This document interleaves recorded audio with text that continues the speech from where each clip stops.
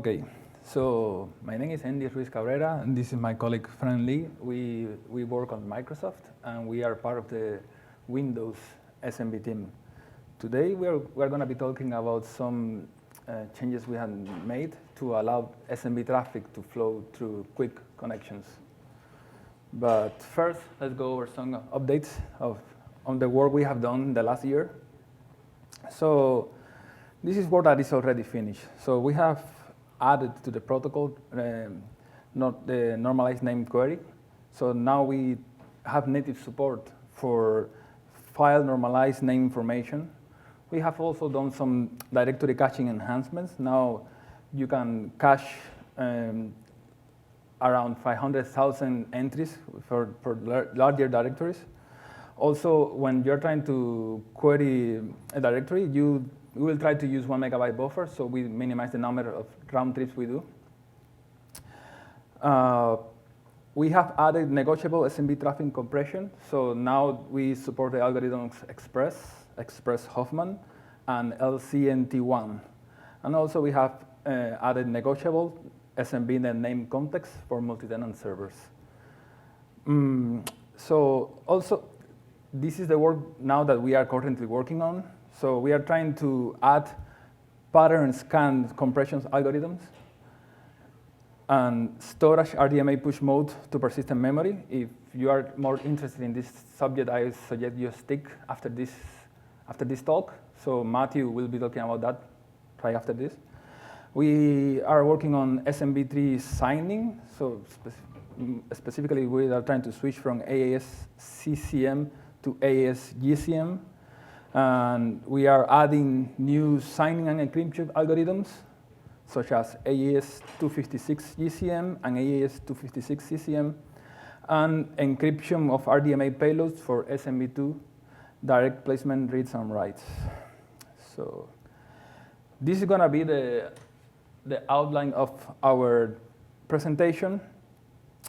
First, we are going to be talking what are the challenges you face when you're trying to do SMB traffic over the internet.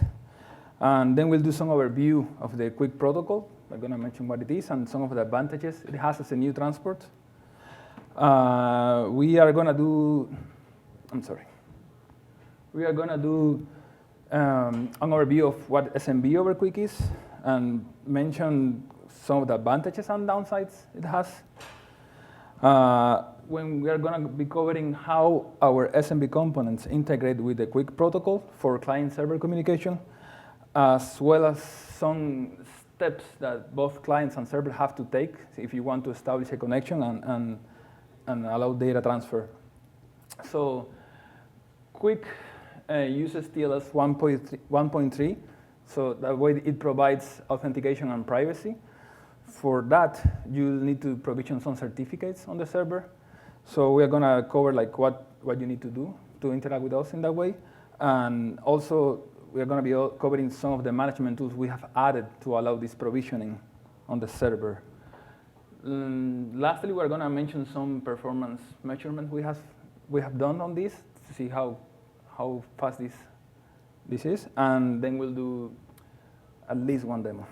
So why? So how many of you have used SMB to access local resources? Okay. And how many of you have used SMB to access resources over the internet? Wow, I am surprised. With no VPN? Years ago. Okay. Really? Just to test Azure. Yeah, but in SSH I see. Yeah, but you are using different protocols to do this, but you can never do native SMB because usually, it's usually kind of hard for at least for normal people, for regular individuals to use SMB over the internet, and part of this is because I keep pressing keys.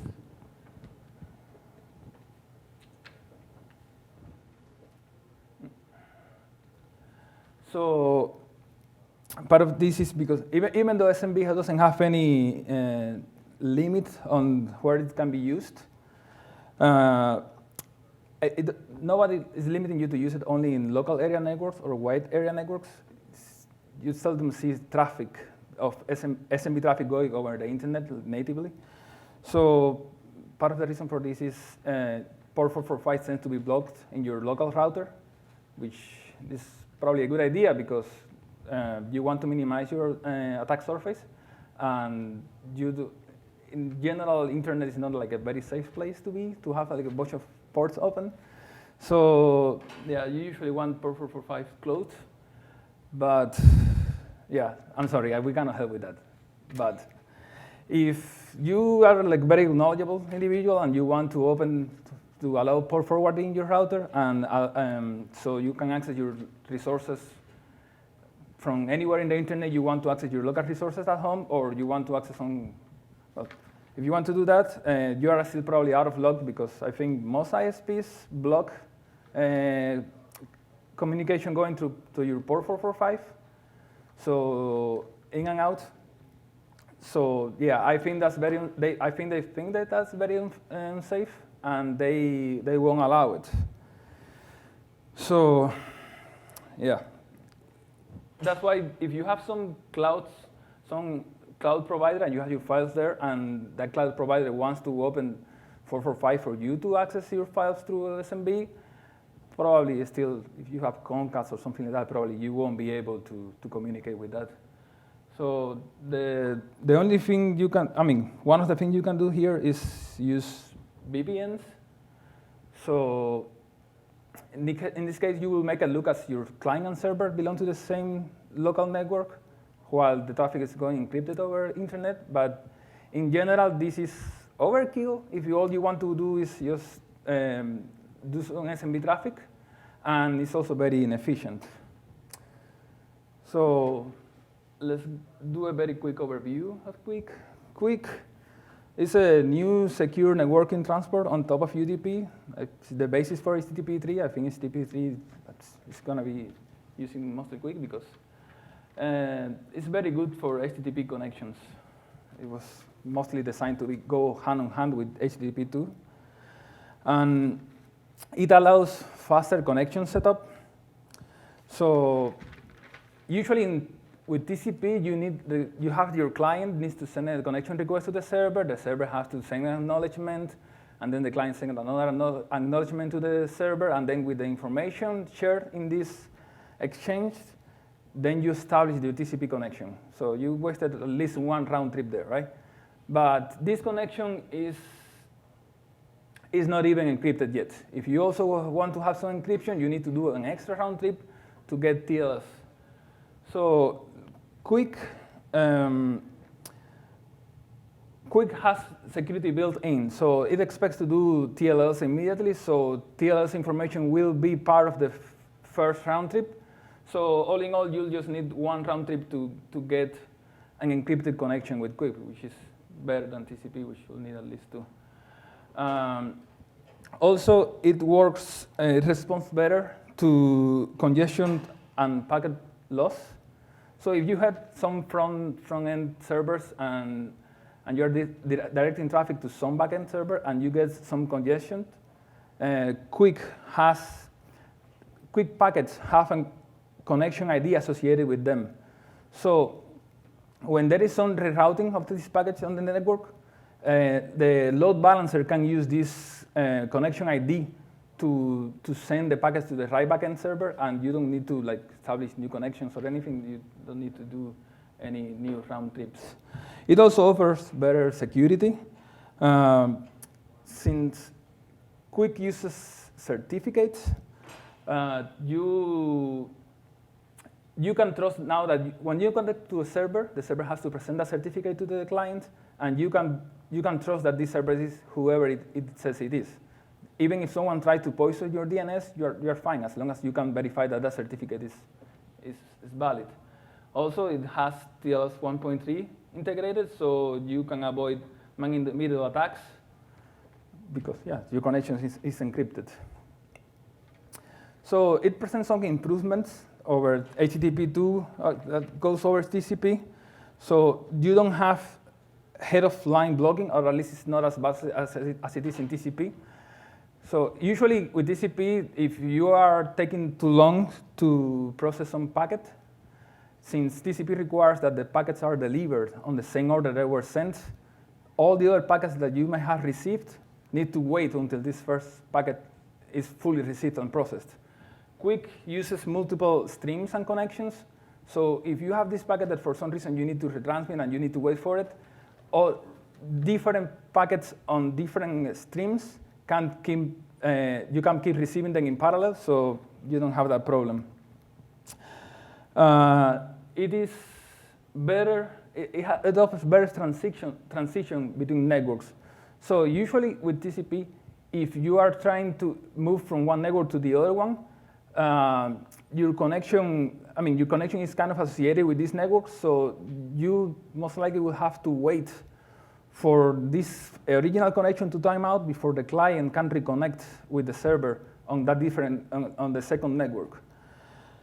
QUIC, as I mentioned before, has a connection ID associated with the packets. So if in the second network the server starts receiving these packets with this connection ID that it knows, it doesn't matter since the connection ID has nothing to do with it's independent from the network. The server can just start receiving these packets immediately, and resume transfers. QUIC is also better at loss recovery. So TCP packets have up to 4 SACK blocks, while QUIC ACK frames have up to 256. So you can, on the presence of packet loss, you can keep making forward progress for longer before you have to kind of stop. You can keep receiving packets even if you have packet loss. There is no retransmission ambiguity. So each QUIC packet have a sequence ID. So if the client sends a packet and then retransmit it, whenever it gets an ACK from the server, it can know if this server is acknowledging the original packet or any of the retransmissions. So that's something you don't have with TCP, and that's transmission ambiguity. And also, it was created, QUIC was created after TCP, so it borrowed a bunch of good ideas that TCP was using for congestion control. So you get the good from TCP, and then you add some newer techniques, and you get a better congestion control in general. So it offers portability and agility because it was designed as a user mode library. So it's easier to port these to different platforms. And also it allows for more agile development and testing of QUIC modules because it's user mode. You don't have to, it's not that bad. So, and something nice is it's being standardized by IETF. Question. Sure. I'm told that the Google version of QUIC and the IETF version of QUIC are not quite compatible. Which version are you developing on? Can you repeat the question? Oh, I'm sorry. So Google, the question is, Google's version of QUIC and IETF version of QUIC are not the same. Which one we are working with? Do you? Network. Yeah. So for that, it's better to redirect that question to our networking team. I can get back to you and try to. I don't know. We just use them. We just use the API they provide for us. Yeah. So let's go to a brief overview of SMB over QUIC.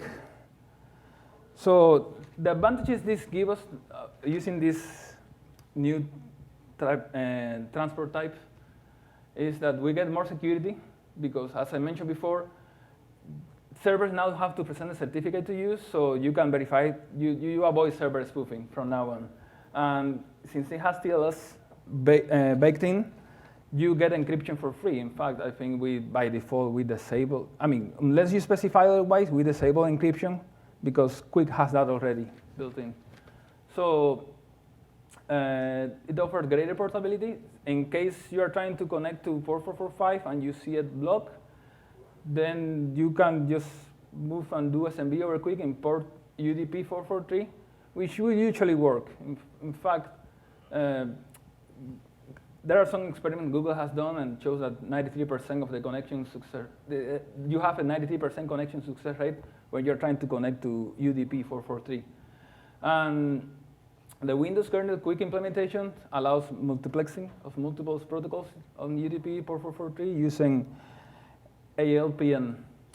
So, but you also get some downsides when you're trying to do this. One of them is performance. This is doing QUIC SMB over QUIC is worse than doing SMB encrypted traffic. And one of the main reasons for this is a lot of networking equipment is optimized to understand TCP traffic, and so part of this logic having loaded to the hardware. QUIC is kind of new, and that has not happened yet, so most of whatever you're doing is being done by software, so yeah, you'll suffer performance penalties there. Kerberos cannot be used without means to reach KDC from the client, so you'll have to have NTLM enabled if client cannot reach KDC. This is not bad for this connection specifically because this NTLM exchange will happen inside the TLS connection, so you will be safe. But you had to enable NTLM in your connection, and some other component that you're not aware of may be using it, and I don't know, you may want to be aware of that. And lastly, TLS encryption is machine to machine rather than user to machine, so that's also less than ideal. So if there are no questions on this section, I will pass it on to my colleague Frandy to talk about implementation and integration. Yeah.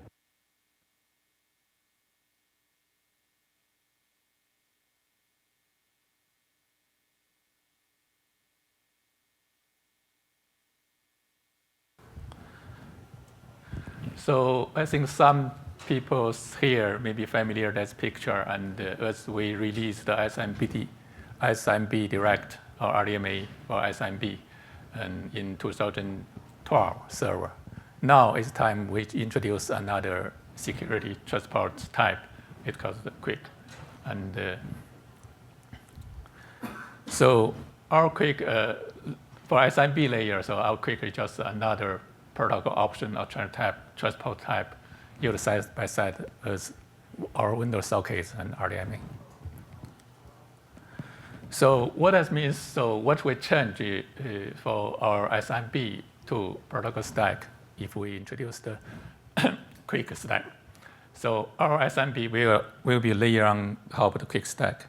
So QUIC, MS QUIC supports multiple QUIC stream in single connections. But we're only using one single QUIC stream in single connections. Its purpose to replace TCP. And also our multi-channel, or everything multi-channel, just handle the aggregation of multiple QUIC connection or TCP connections. So we don't have much change right here. So by default, if client negotiate to server on the QUIC connections, we don't enforce the SMB signing encryptions. As we rely on the TLS encryption for the QUIC connection. Our colleague Andy already talking for the QUIC, SMB QUIC, we will need certificate, and we will provide some management utilities to handle how we impose the certificate for the QUIC connection successful. So for the SMB authentication, we don't have change for QUIC purpose. But because the QUIC connection is a security TLS connection, security connections, so we do allow the client and the server to negotiate on new contacts to agreement. So if we enforce the SMB2 encryption on the QUIC connection or not. That means sometimes you want to, a QUIC layer, we already have encryption, but you still prefer you have SMB2 encryption. We provide those options. So now we can talk about from our client and to our server. So what's happening when we introduce the QUIC connections? So basically, client will open a file or open a share, and the client will find the server name by DNS. And at that time, client will fire up parallel on TCP connection or QUIC connections. So client will start and whatever the channel we set up first for the negotiation. Then if that's whatever the client will negotiate interface with the server and gets the most optimize the protocols.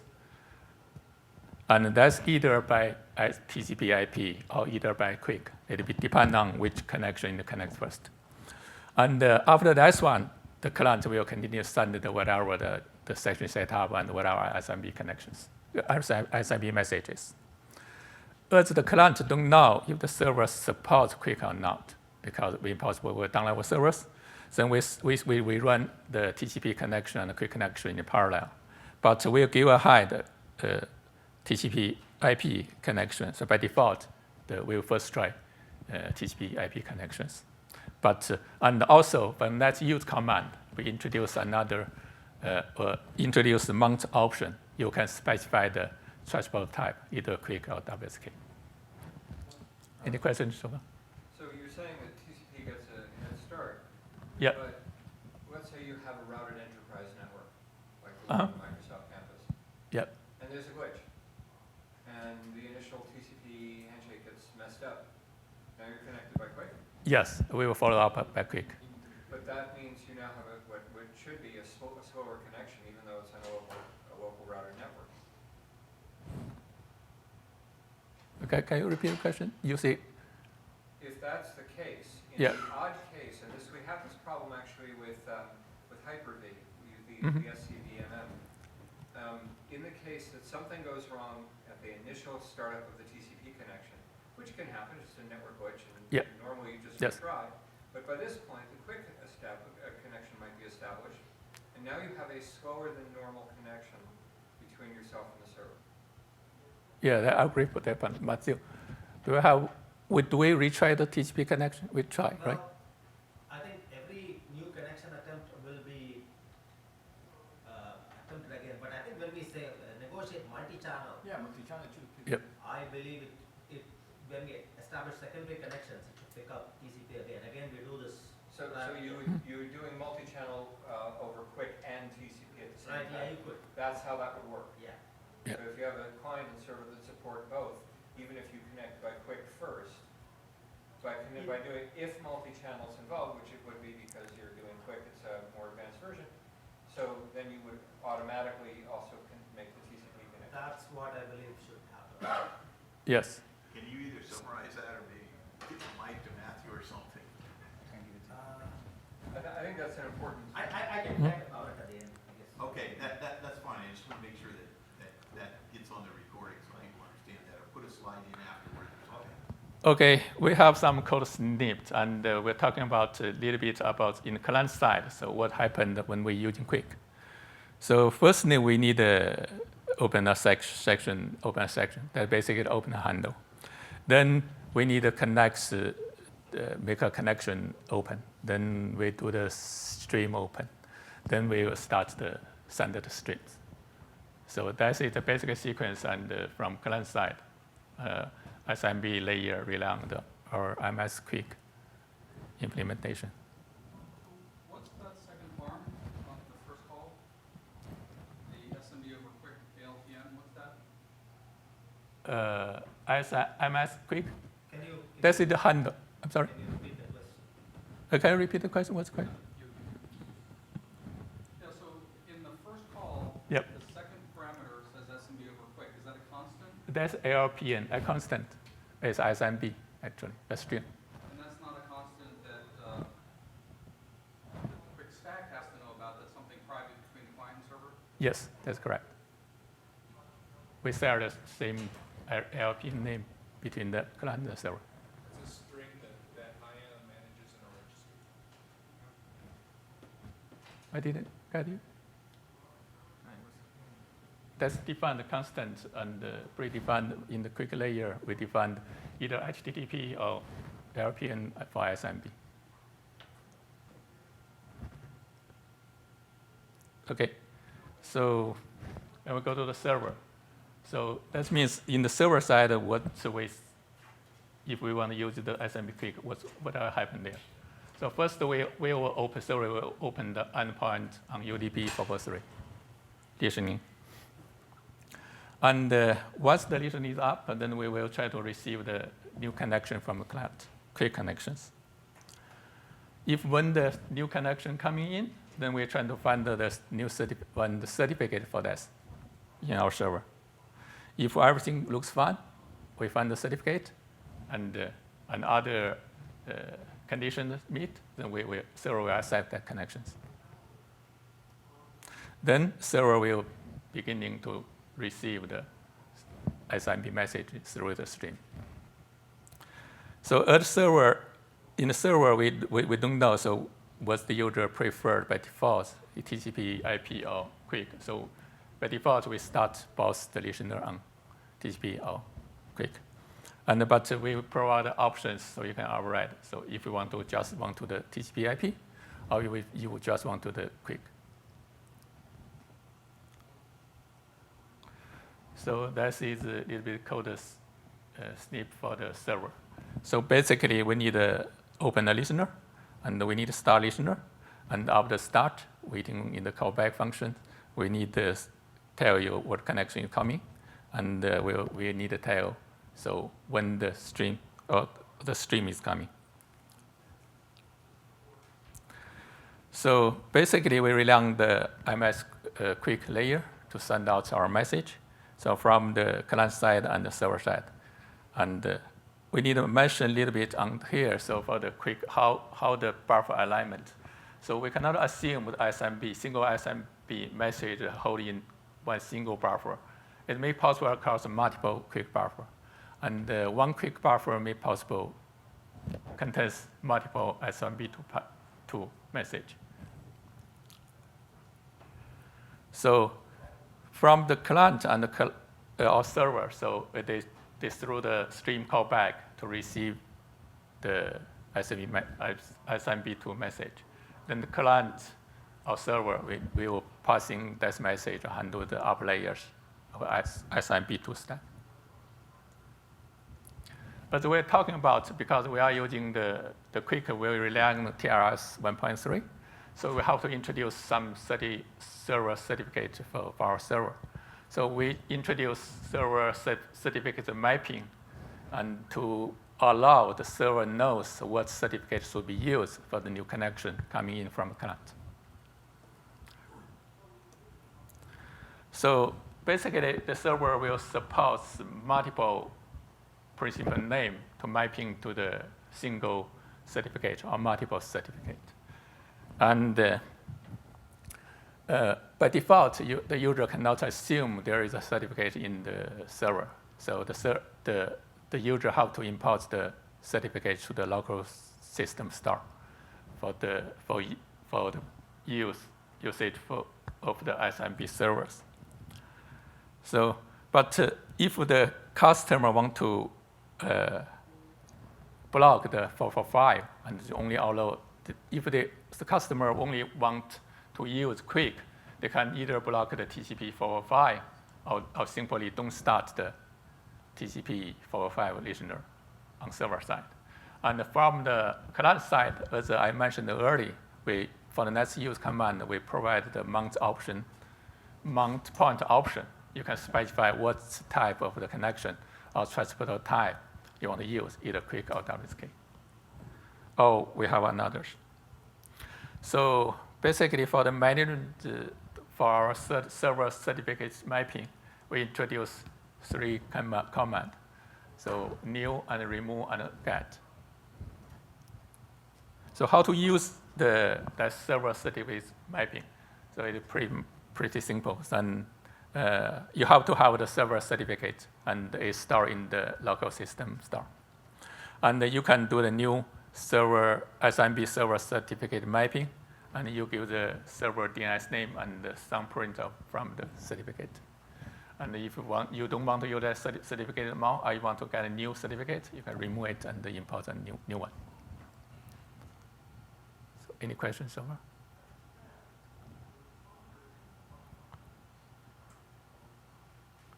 Okay. As we mentioned early and in this talk, and compare with TCP connection, and we have for the large size I/O, TCP/IP have better performance. Maybe the throughput is about 2 times of QUIC. So we already did some initial investigation on this issue. It looks in the QUIC layer, and one single thread is stick in one CPU and process the send stream and decryption the message. So and for the fair comparison, so for the TCP/IP, we enable the SMB2 encryption because in the QUIC layer they already by default, and you cannot remove the encryption for it.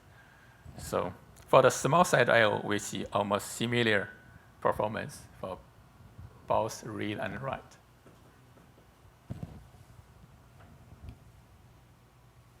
Any question for that, Dave? Both one connection? We did using multi-channel, no single connection. So earlier slide said you are using multiple flows with a single QUIC connection. How many But flows? in each QUIC connection, we only allow one single stream. But we rely on SMB to multi-channels features. So yeah. For both. Yes, that's correct. Yeah. So any questions? Then we can switch to demo. So on that chart, on TCP, I'm assuming that encryption and signing are turned on, and on QUIC they're turned off because they're separately encrypted. Is that Yes, that's correct. Can you repeat the question, Frank?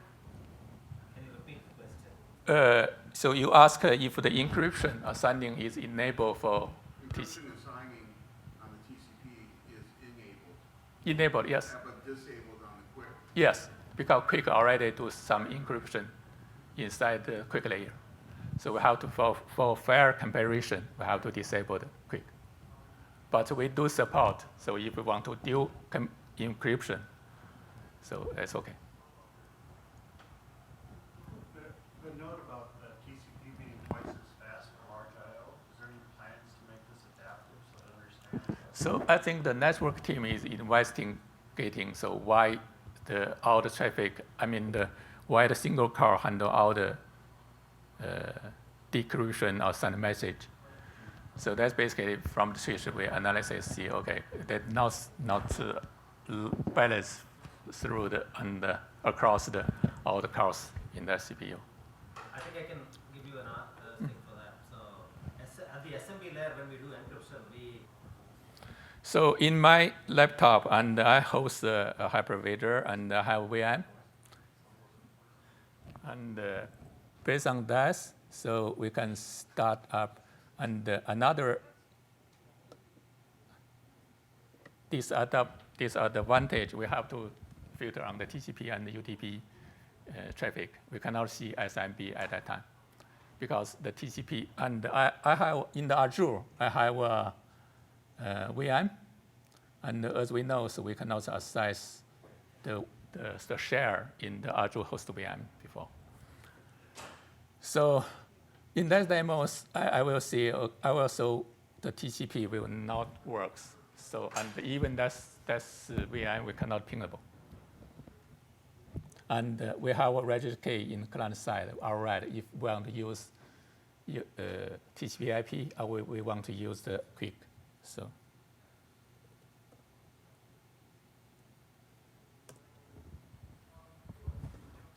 we will see what happens. So we will see the ping timeout.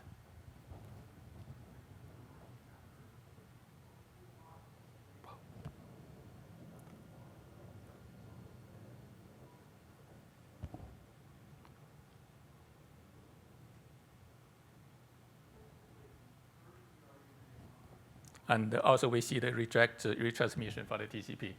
That means in that API, I will block the TCP traffic.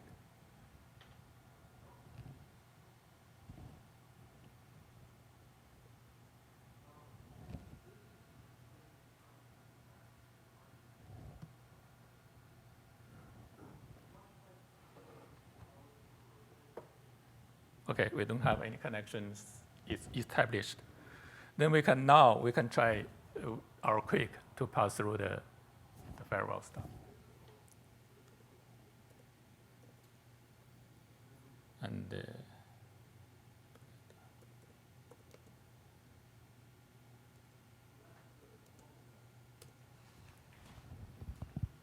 so basically that's one we will force the client connection on the QUIC.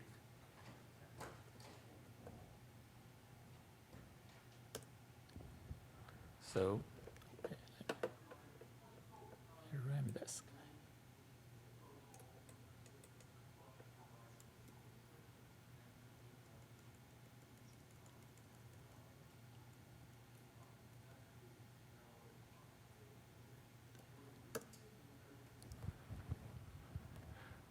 We will see, okay, it first try the TCP, and then follow up to fail to the QUIC, and we will see some payload there. And after that one, I can write some files system test on this. Basically, in this test, I will creating a 5 megabyte.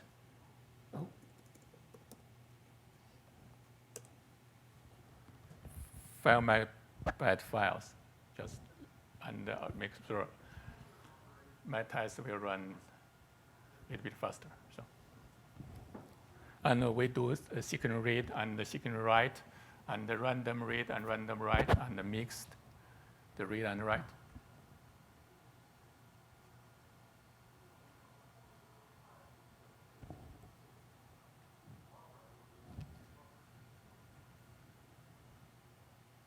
So any questions so far?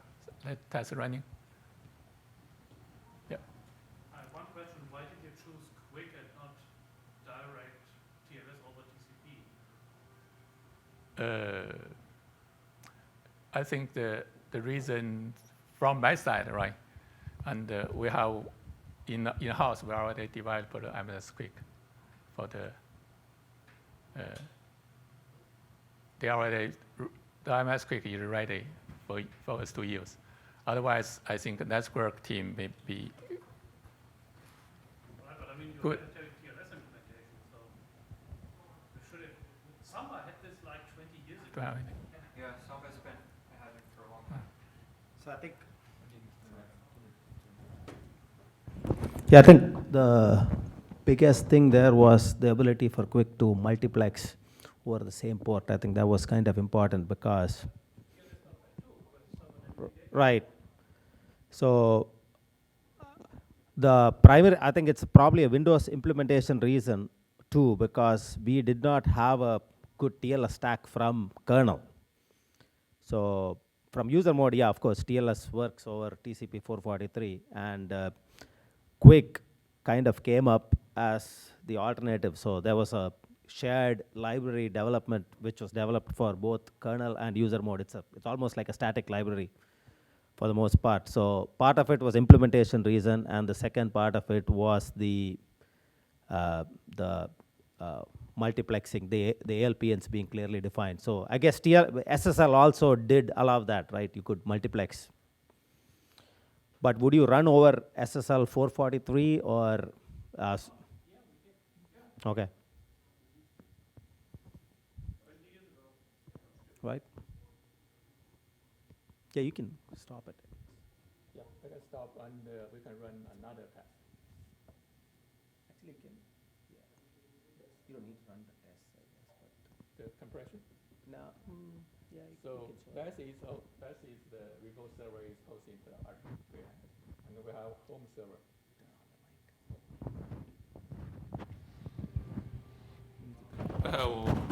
Matthew haven't set up a home server. We can try the home server stuff. Let's see. Demo.